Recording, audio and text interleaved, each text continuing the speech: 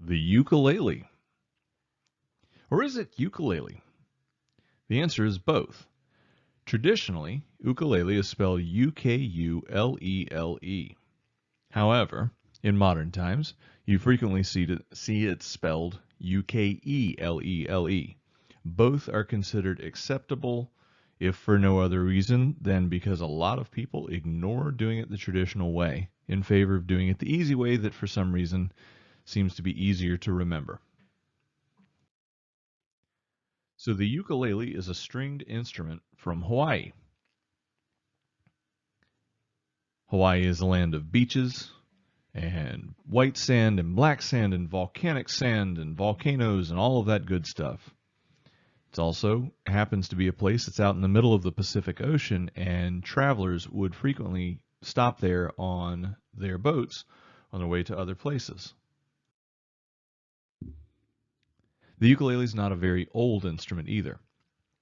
It's almost impossible to pinpoint an exact year of creation, but as far as anyone can tell, it was invented in the 1880s when a group of Portuguese craftsmen brought some instruments that were similar to the guitar to Hawaii. These instruments were called the cavaquinho and the rahau.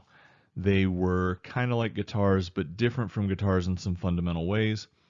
And the Hawaiians essentially took those instruments and said, hey, we can work with that. And so they made something that ended up being a lot like the modern ukulele.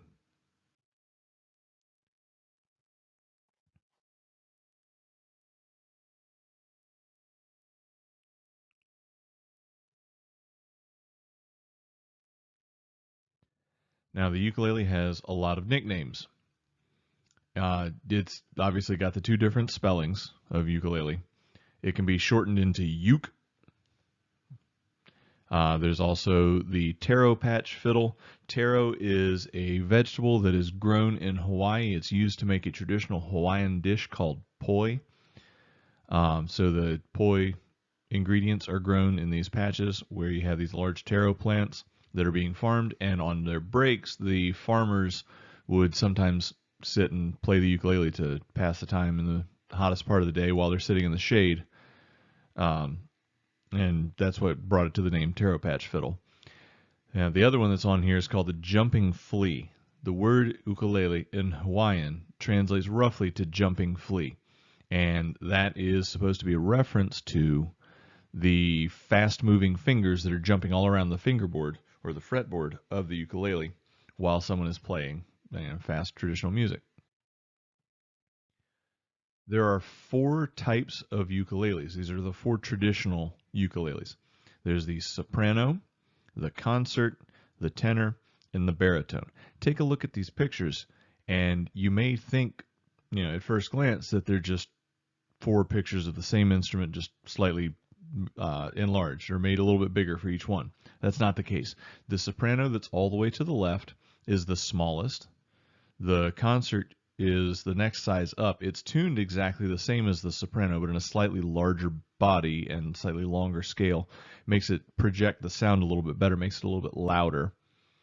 Then there's the tenor ukulele that is tuned an octave down and frequently has one of the strings an octave lower. More on strings in a little while. Then there's the baritone ukulele, which is actually tuned to the same notes as the four highest strings on guitar. So if you learn to play guitar, it's fairly easy to transition from guitar to baritone ukulele.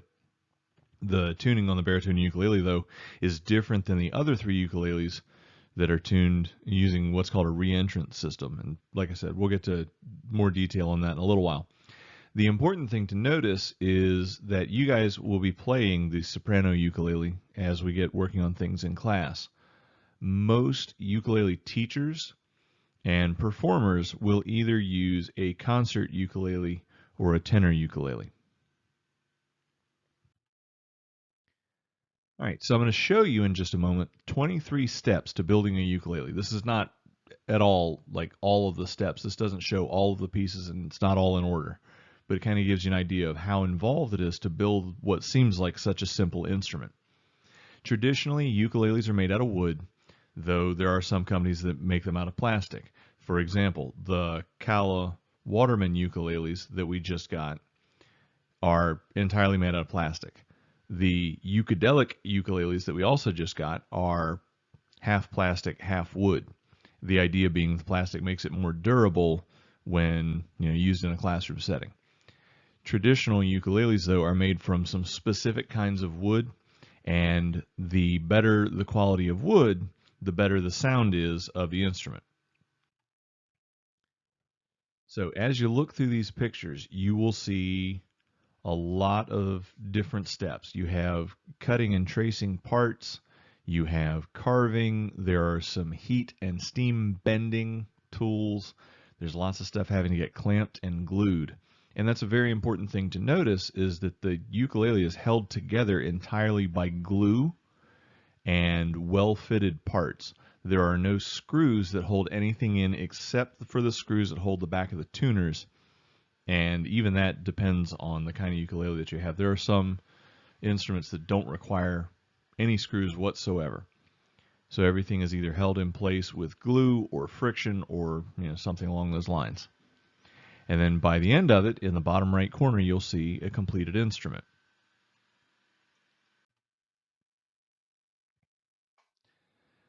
So one of the things that makes the ukulele interesting is that it only has 4 strings. Guitar has 6 strings.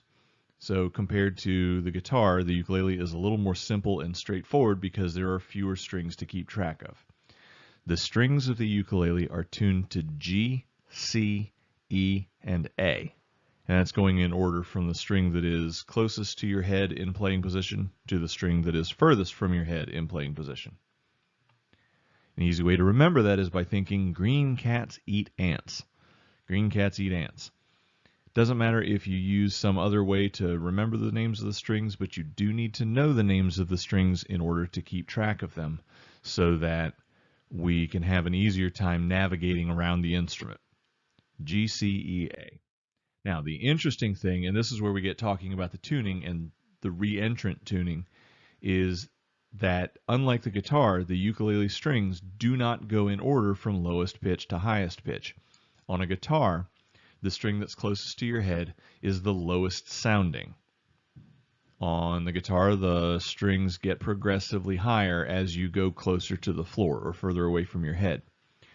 On the ukulele, they're out of order. This is what's called re-entrant tuning. So your 4th string, the one that's closest to your head, is actually the 2nd highest note. The 3rd string, which is the C string, is the lowest note. 2nd string, the E, is the 2nd lowest. And then the 1st string that's closest to the floor is your highest note. Interesting thing to notice about that is that your highest sounding string and your 2nd highest sounding string are only 1 step apart. So they're actually fairly close together. So going from the lowest sounding to the highest sounding, the string numbers go 3, 2, 4, 1. This also happens to make certain things on the ukulele much easier to play than they might be on the guitar. But wait, there's more. So before you can play, there's some more things that you need to know about the ukulele. We need to talk parts of the instrument, what the notes look like that you're playing on the ukulele, how to hold the ukulele, and most importantly, why your ukulele should not be used as a sledgehammer.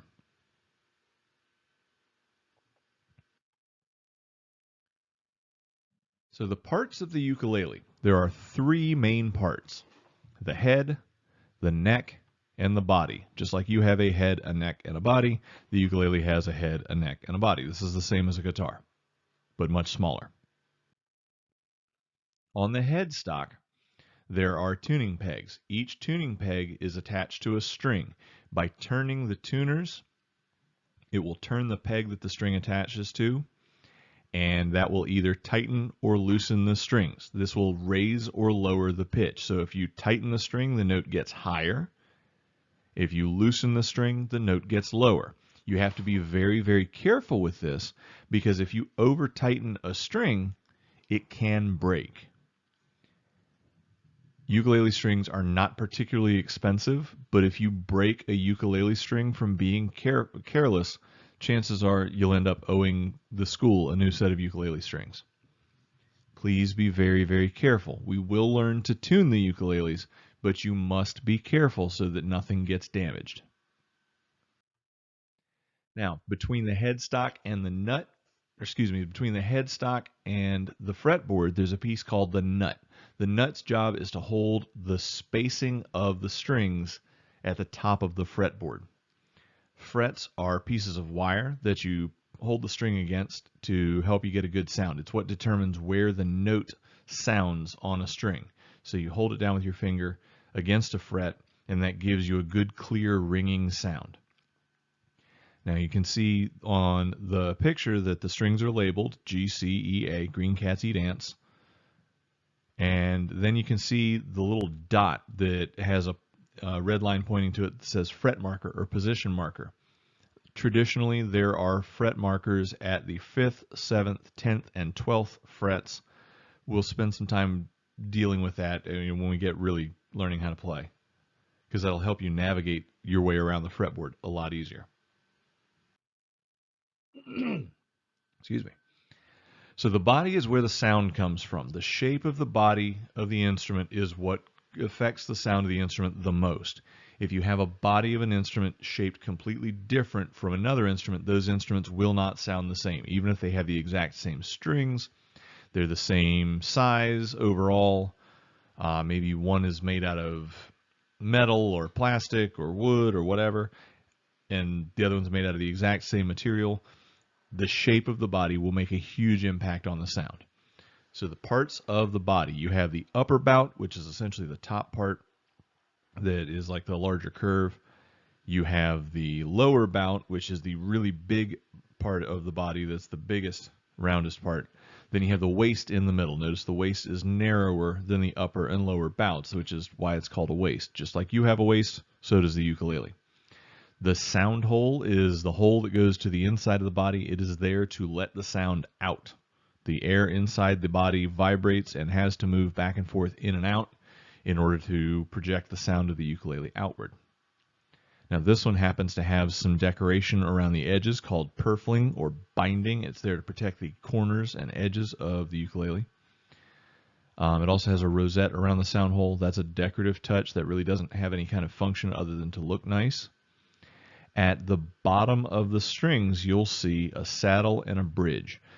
The bridge is the large dark colored piece that the saddle sits on. The saddle holds the strings at the right height above the body to make it easy to play. And then the bridge itself has some holes drilled into it that you loop the ends of the strings through. And that's essentially the entire end of the strings anchored in place by the loops on the end of the strings going through the bridge. Now let's talk note reading. The 4 open strings of the ukulele play these notes from left to right: G, C, E, A. And if you remember when we looked at those earlier, it's showing you that the notes on the staff sit exactly the way we described the sound. G is the second highest note, A is the highest note. So those are your 2 outer strings. Your lowest note is the C. That's your 3rd string. That's the lowest sounding one. E is second lowest. That's your 2nd string. Now, how do you hold a ukulele? So this gentleman is named Tiny Tim. Tiny Tim was a famous performer in the 60s and 70s, kind of a weird guy, very peculiar singing voice. If you ever get the chance to look up the song Tiptoe Through the Tulips, that's the one that he's probably most famous for. It's a weird song. So your left hand goes on the neck just below the headstock. You can either have your thumb on the back of the neck or slightly higher than the neck so that it's sort of on the side of the neck just behind the fretboard. Your right hand goes on the body so that your wrist is holding the body of the ukulele just below the sound hole.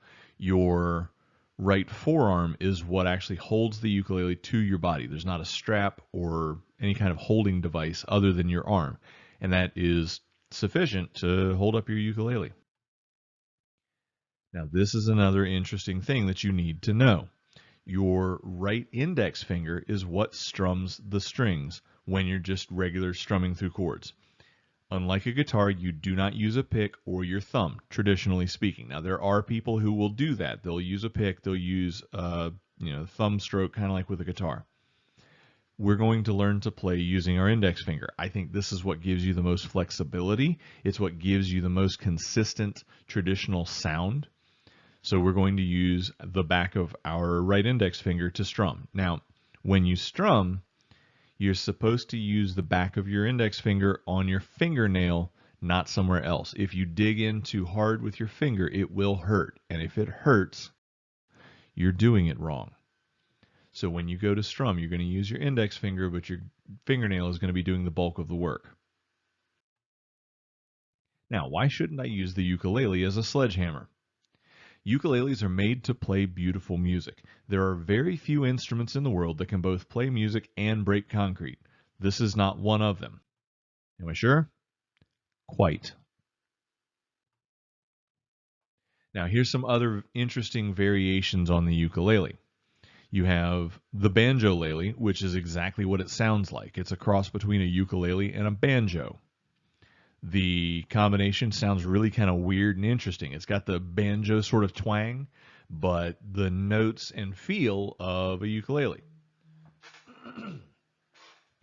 The next one is the resonator ukulele. If you notice, it looks awfully shiny, and that's because the body of the resonator ukulele is entirely made of metal. Now, if you notice, the body doesn't have a sound hole. Instead, it's got a bunch of little tiny holes kind of arranged around a circle. That circle is a resonating cone that's on the inside of the instrument. That projects the sound to make it louder. It also gives it a twangy, bluesy sort of sound.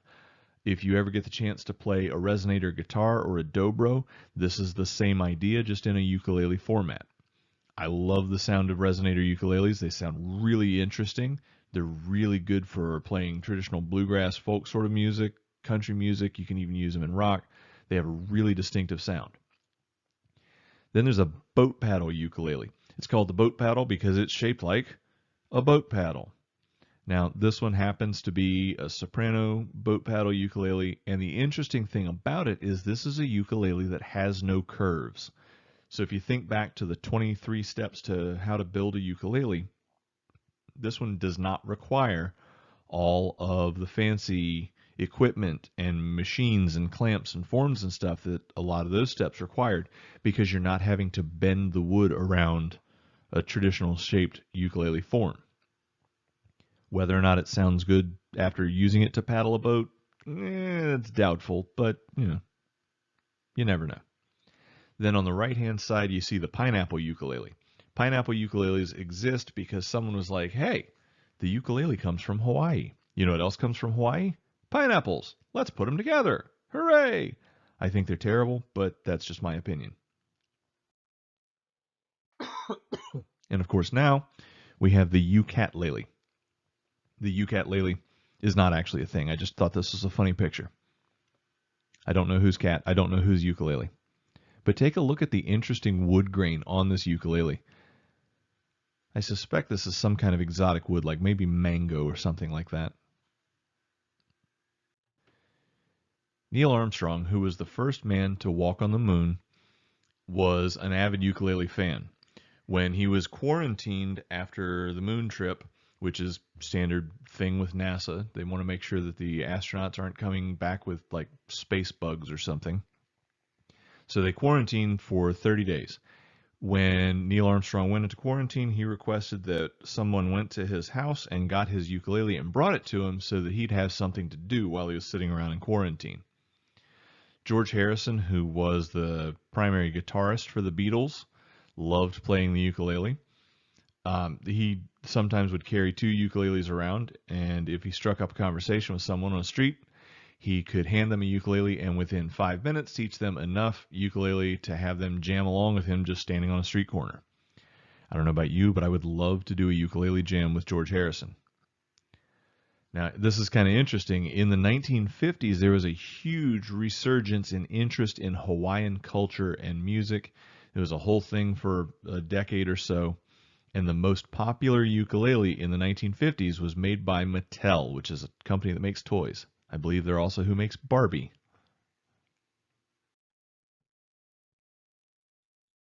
Okay.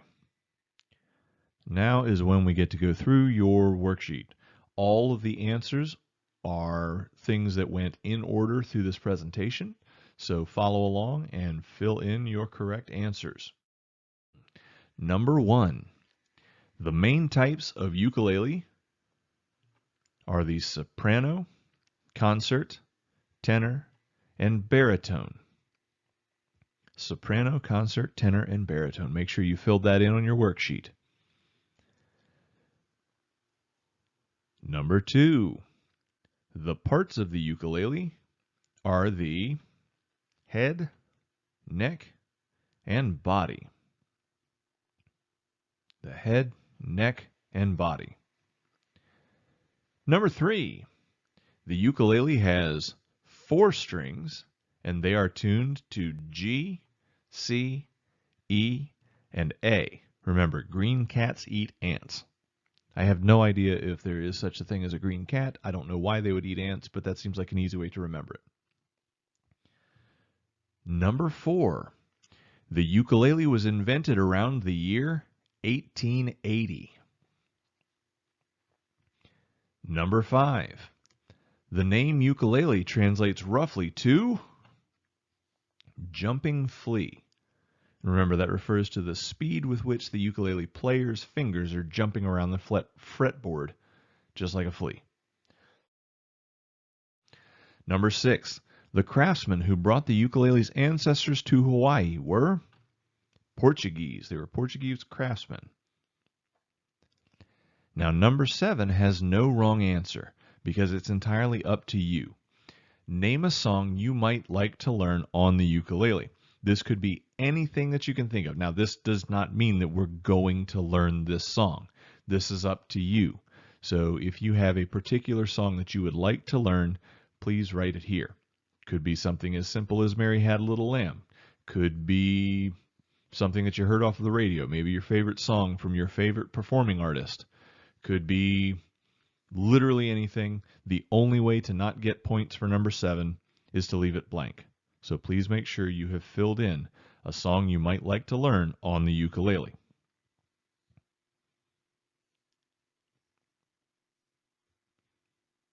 Please also make sure that you have written your name at the top of your paper and today's date.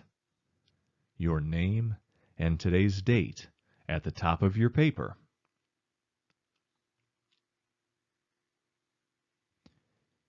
Thanks for coming along on this voyage about learning of the history and parts and things to do with the ukulele. And we will get started on learning how to play them very, very soon.